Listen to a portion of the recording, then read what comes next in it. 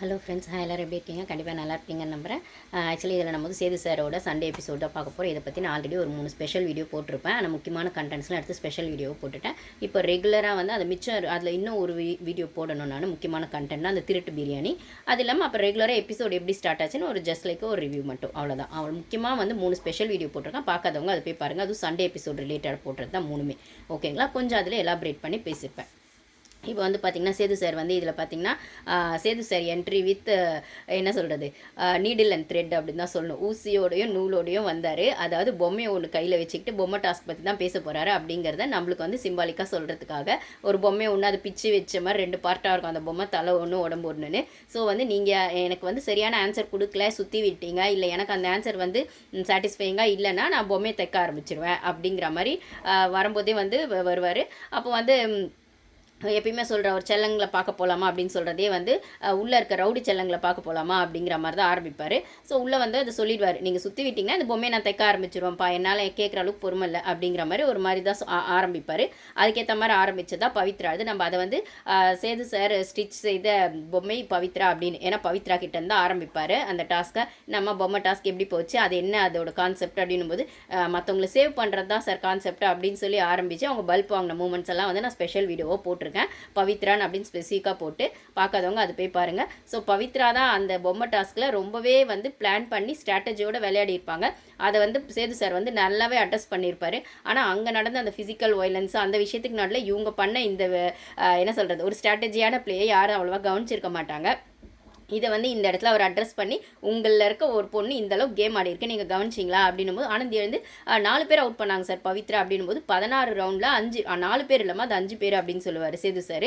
So அந்த 5 பேர் யாருன்னு நான் அந்த வீடியோவில் சொல்லியிருப்பேன். ஸோ 16 ரவுண்டில் 5 பேர் ஒரு பொண்ணு அவுட் பண்ணியிருக்கு. இதை கவனிச்சிங்களா, மற்றவங்களாம் அடிச்சிக்கிறீங்க பிடிச்சிக்கிறீங்களே, அந்த பொண்ணுக்கு மட்டும்தான் அந்த டாஸ்க் புரிஞ்சிருக்கு, அப்படி ஆடி இருக்கு அப்படின்னும் போது சேவ் பண்ணுங்கிறது தான் சார் டாஸ்க் அப்படின்னு சொன்னாங்க. ஆனால் அந்த பொண்ணு அவங்கள சேவ் பண்ணிட்டு 5 பேர் எலிமினேட் பண்ணியிருக்கு. அது அவங்களுக்கே தெரியாமல் பண்ணியிருக்கு. அதாவது எலிமினேட் ஆனவங்களுக்கே தெரியாமல் பண்ணியிருக்கு. அந்த அளவுக்கு அந்த பொண்ணு அந்த கேமை ஸ்ட்ராட்டஜிக்காக ப்ளே பண்ணியிருக்கு. நல்லா தானே ப்ளே பண்ணியிருக்கோம், ஒன்று அப்ரிஷியேட் தானே பண்ணுறேன்னா, இல்லை சார் நீங்கள் சொன்னப்பறம் தான் சார் தெரியும் நான் ஸ்ட்ராட்டஜியாக ப்ளே பண்ணுறேன் அப்படின்னு, அப்படிலாம் பண்ணல சார் அப்படின்னு அந்த மாதிரி உண்மையை ஒத்துக்கிறதுக்கு அவ்வளோ ஓப்பனாக சொன்னதுக்கப்புறமும் ஒரு சில இடத்துலலாம் டீட்டெயிலாக சொல்லியிருப்பாரு. மஞ்சரி அப்படி அவுட் பண்ணது, ஆனந்தி அவுட் பண்ணதெல்லாம் நான் அந்த வீடியோவில் போட்டிருப்பேன். பார்க்காதவங்க அது போய் பாருங்கள். ஸோ இது நான் ஆல்ரெடி சொல்லியிருப்பேன். பவித்ரா வந்து ஒரு சைலண்ட் கேம் அங்கே ஆடிட்டு இருக்காங்க. அது இந்த டாஸ்கில் வெளியே வந்தது. ஆக மொத்தம் அவங்க வந்து தன்னை நல்லவங்களாவே காட்டிக்கிட்டு, ஆனால் மற்றவங்களுக்கு வந்து தான் என்ன செய்கிறோன்னு புரியாமல் ஆனால் ஒரு கேம் ஆடிட்டு தான் இருக்காங்க. அவங்க வந்து சைலண்ட் பிளேயர்னு தான் சொல்லணுமே தவிர அவங்க கேமே ஆடலைன்னுலாம் சொல்ல முடியாது.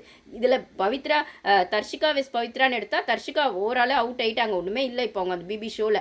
ஆனால் பவித்ரா அவங்களுக்கான ஸ்டாண்டை வந்து சைலண்ட்டாக ஆரம்பிச்சிருக்காங்க. முதல்லேருந்தே இருக்குது, நடுவில் கொஞ்சம் சைலண்டானாங்க, இப்போ திருப்பி ஆரம்பிச்சிருக்காங்க. அவங்கள என்ன சொல்கிறது, சைலண்ட்டாக ஒன்று பண்ணிருக்காங்க. அதுக்கான பெரிய எக்ஸாம்பிள் தான் இந்த பொம்மை டாஸ்கில் அவங்க 5 பேர் எலிமினேட் பண்ணது. ஓகேங்களா? அதை பற்றி பேசியிருப்பாங்க. ஸோ அவங்க அந்த பொம்மையை தச்சுக்கிட்டே பண்ணது, என்னம்மா இப்படி சொல்கிறீங்களேம்மா, உங்களுக்கு கிளாப் பண்ணி வந்து அப்ரிஷியேட் பண்ணலான்னு பார்த்தா நீங்கள் ஒத்துக்கவே மாட்டீங்களே, இப்போ என்ன ஒத்துக்கோங்களேன், ஸ்ட்ராட்டஜி பண்ணது நல்ல விஷயம் தானே, நான் தப்புனே சொல்லி அப்படின்னு சொல்லுவாங்க. ஆனாலும் அவங்களால அதை அக்செப்ட் பண்ண முடியாது. அக்செப்ட் பண்ணிட்டா வீட்டில் இருக்கவங்க கும்மா குத்துவாங்களே, அப்போ வந்து எங்களுக்கே தெரியாமல் எங்களை அவுட் பண்ணிட்டு எங்களுக்கு ட்ரஸ்ட்டாக இருக்க மாதிரி ஒன்று பண்ணிருக்கியா பவித்ரா அப்படின்னும் போது அவங்களுக்கு அந்த வீட்டில் அந்த ட்ரஸ்ட் ஏர்ன் பண்ண முடியாது. அதனால தான் அவங்க ஒத்துக்க மாட்டுறாங்க. ஓகேங்களா? ஸோ கன்னிங்கன்னு ஒரு விதமாக வந்து எல்லாரும் பிராண்ட் பண்ணி விட்டுருவாங்க பவித்ராவை. ஸோ உன்னை நம்பி இனிமேல் பேசவும் முடியாது, டாஸ்க்கும் வந்து சேர்ந்து விளையாட முடியாது. அப்போ நீ இந்த மாதிரி ஒரு பிளேயர் அப்படின்னு தெரிஞ்சதுக்கப்புறம் எப்படி உன்னை நம்பி உன் கூட ட்ராவல் பண்ணுறது அப்படின்னு ஒரு விஷயம் எல்லாருக்கும் வந்துடும். அதனால தான் அவங்க ஒத்துக்க மாட்டுறாங்க. ஓகேங்களா?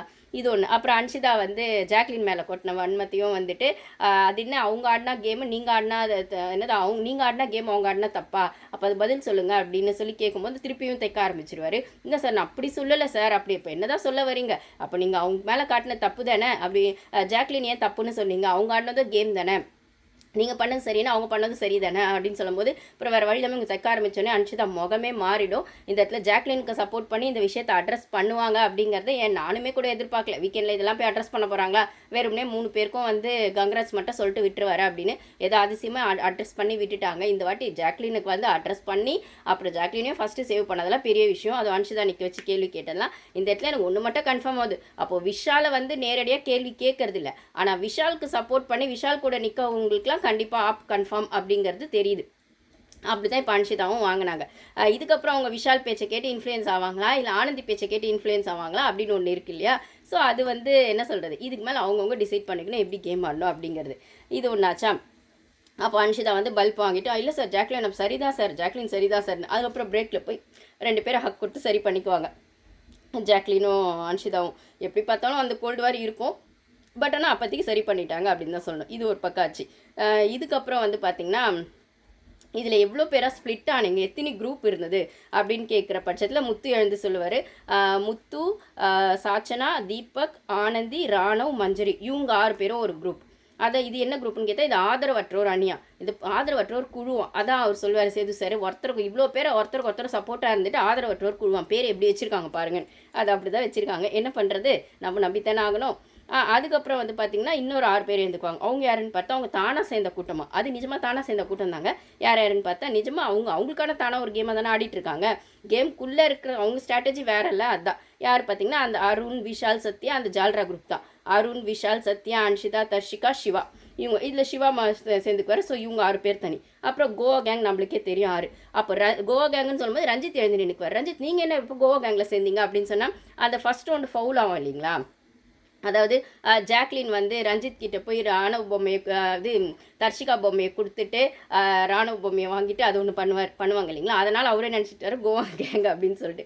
அதனால் எழுந்து நின்றுருப்பார் எழுந்து ஆனால் அதுக்கப்புறம் பவித்ரா கூடயும் ஒரு கேம் ஆடிருப்பார். அப்போ பவித்ரா யார் கூட தான் கேம்னு பவித்ரா எல்லாரும் கூடயும் ஒரு கேம் ஆடிருப்பாங்க. கோவா கேங்லேயும் ஒரு கேம் ஆடிருப்பாங்க, ரஞ்சித் கூடயும் ஒரு கேம் ஆடிருப்பாங்க, இவங்க கூடயும் தீபக் அவங்க கூடயும் ஒரு கேம் ஆடிருப்பாங்க, சிவகுமார் அவங்க கூட சேர்ந்துட்டு. ஸோ அவங்க எங்கெல்லாம் ஜாயின்ட் இருக்கோ அங்கெல்லாம் போய் ஒரு கேம் ஆடிட்டு 5 பேர் அவுட் பண்ணியிருக்காங்கன்னா அப்போ இந்த டாஸ்க்கை பொறுத்த வரைக்கும் செம்ம பிளேயர் யார், சூப்பர் பிளேயர் யார், பவித்ரா தானே. எல்லா குரூப்லேயே இருந்திருக்காங்க, 5 பேர் அவுட் பண்ணியிருக்காங்க. ஆனால் அது 5 பேருக்குமே தெரியவே இல்லை இப்படி அவுட் ஆனோன்னு. அப்போ அவங்க தானே சூப்பராக ஆடிருக்காங்க நியாயமாக பார்த்தா அப்படிங்கிற மாதிரி இன்னும் திருப்பி ஒரு கும்மாங்குத்து குத்துவார் பவித்ராவை. பவித்ராவுக்கு என்னடா இது மாட்டி விட்டாரே அப்படிங்கிற மாதிரி ஆகிடும். நம்ம குட்டுலாம் வெளில வந்துருச்சு அப்படிங்கிற மாதிரி. ஓகே, இதை அட்ரஸ் பண்ணது நல்லதான். இதுக்கு மேலே பவித்ரா கிட்ட பழகும்போது எல்லாருமே கேர்ஃபுல்லாக இருப்பாங்க அப்படிங்கிறது ஒன்று இருக்குது. ஸோ இது ஒன்று ஆச்சு.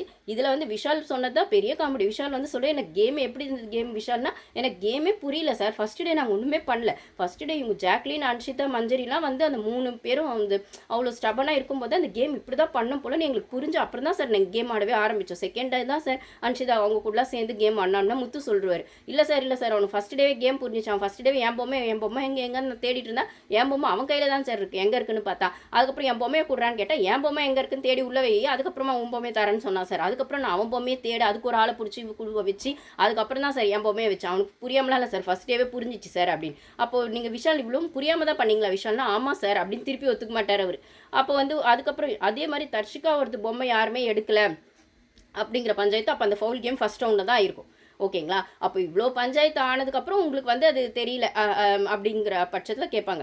அதாவது என்ன சொல்கிறது, நானுமே சொல்லியிருப்பேன், முத்து வந்து அவரோட பொம்மையை விஷால் கிட்டே எடுத்து கொடுத்து தான் விஷால் வந்து முத்துவோட பொம்மையை கொடுப்பாரு அப்படிங்கிற மாதிரி. ஆனால் இவருக்கு கேமே புரியாமல் தான் ஆடினாராம். அன்றைக்கி நைட் அது அன்ஷிதாலாம் பண்ணதெல்லாம் பார்த்தா இவருக்கு கேம் புரிஞ்சோம். அப்போ இவ்வளோ அலப்பறையே நடக்கிற பட்சத்தில் உங்களுக்கு கேம் புரியாமல் தான் நீங்கள் செகண்ட் டே தான் நீங்கள் குரூப் சேர்ந்தீங்க அப்படி தானே அப்படின்னா, ஆமாம் சார் அப்படின்னும். அப்படியா, நீங்கள் ஒன்று பண்ணுங்கள், இந்த வாட்டி இந்த கேம் எப்படி இருந்துன்னு என்ன புரிஞ்சுக்கிட்டீங்க அப்படின்னு சொல்லி ஒரு புக்கை எழுதுனதுக்கப்புறம் அதை அடுத்த சீசனுக்கு யூஸ் பண்ணிக்கலாம் அப்படின்னு சொல்லி செம்ம கலாய்ப்பாரு விஷாலை. அதாங்க எனக்கு கேட்டால் விஷாலை ஏன் கேட்க மாட்டாருன்னா விஷாலை வந்து சுத்தமாக சேது சாருக்கு பிடிக்கலன்னு நினைக்கிறேன்.